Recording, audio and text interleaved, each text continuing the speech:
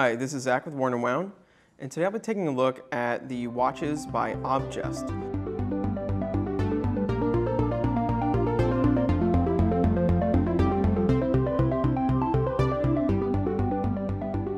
Objest is a relatively new brand, I think probably within the last 6 months, certainly within the last year, that has launched a line, two lines rather, of really appealing looking, very modern watches.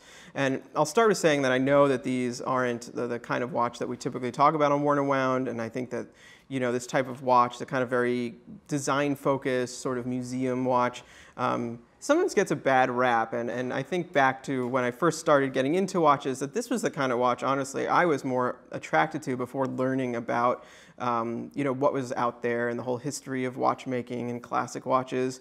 And the problem with them is that they're often very inexpensive, they're often quartz, they often kind of miss the beats that we look for in higher end watches. Objest has done a really good job, in my opinion, of bringing a lot of what we want in just a simple, good mechanical watch into a much more modern, design-focused package. So there's two versions of it, a quartz version and what I'm wearing here, which is an automatic version. Swiss-made watch, as you can see here, printed on the crystal nicely, powered by an ETA 2824. And these come in at the starting, there's a little bit of a range of pricing, but these start at $480. So, I mean, just immediately there, incredible value for a Swiss-made watch and the ETA 2824 movement in it. As you know, these are regularly twice that price, 3 times that price. But there's no real sacrifice, in my opinion, in what I'm seeing here in terms of quality of finish, quality of manufacturing. And to make things even better, they have a really customizable platform now, which I think is new. It'll be launched shortly before recording this review. So you get to pick all these different elements you want from it. Or you could pick like I believe they sell this exact version as is sort of pre-made. But if you wanted to, you could pick from 4 different case colors, a bunch of different hand colors, different dial styles, different straps, buckles, have a different color crown on here if you want. All these great options to really make this just frankly add to that platform, which I think is wonderful when it's done well, and from what I've seen, it's done well. And by well, I mean you can't pick a design that looks really horrible. So they've restricted it. They've given you enough, limited your movement enough so that you can't just make a really ghastly looking design. But yeah, now looking at it, so it's a 42 millimeter case. Obviously, it's lugless, so that's 42 millimeters in the round, which I think actually wears very, very well. It feels very different than another 42 millimeter watch, especially like a lugged, imagine like a tool-y lugged chronograph, those 42 millimeters, it might feel too big. This, I think, fits me very nicely, has a nice presence to it, looks really nice. And the case shape and design is really clever to actually, I think, lessen the way the size, visually. So the whole case is this beautiful sort of pebble shape. Everything is flowing and smooth, really clean, really modern. This one is black DLC coated over a matte surface, which is just has a great texture to it, very soft, literally like touching it. As you can see, it flows directly into a sapphire crystal that is also domed. Just a very attractive design, really nicely machined. There's some reminiscence, I think, between this and what Mark Newsom did with the iPod watches, years back. But those were, and still are, many thousands of dollars in a watch. And I think there is enough of a difference here. But you can see that kind of modern design trend going on here. Looking at the dial now, so I believe there's 4 dials, maybe 3 dials. This one would be the most classic dial, but you can still see it's a very modern sort of language here. Black surface with raised metal markings on it, which you have to get really close to see the detailing on, but they're beautiful. Like when I first took it out of the package, I thought it was just printed, but then you get up close and you see that these are each little applied markers, and they're also all brushed.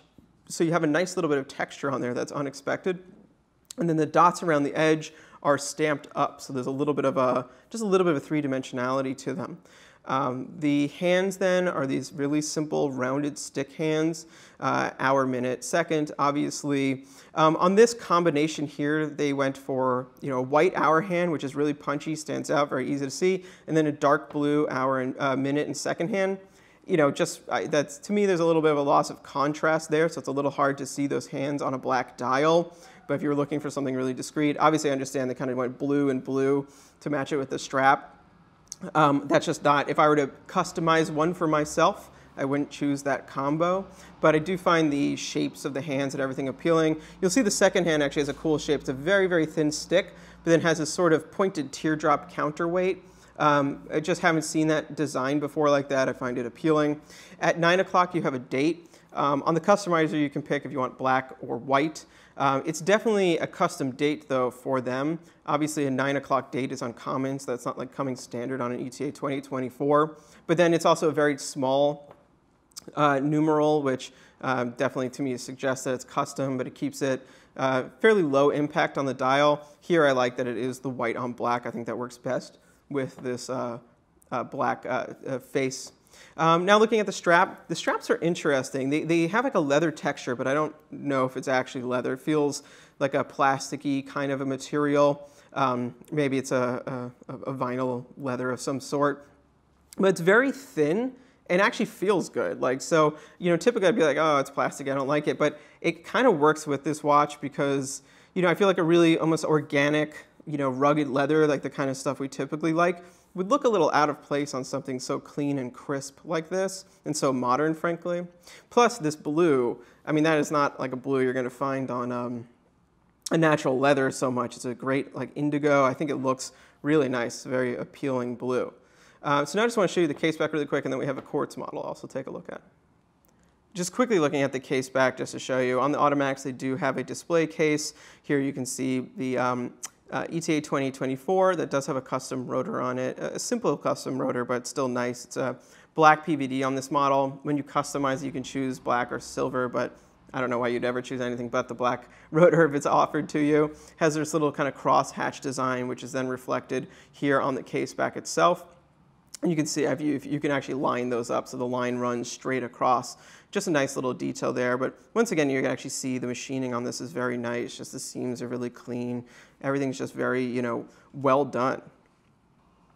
Looking now at the Quartz version of the watch, there's elements here, though, that carry between both watches, but there's also some differences. So first of all, it's a 40mm case on the Quartz the Quartz watch. A little bit smaller, still wears well, definitely a bit more of a unisex size, though I thought that 42 would definitely work on a variety of wrists, but there is a smaller one. I still think this wears very well, though the boldness of the 42 kind of worked for me.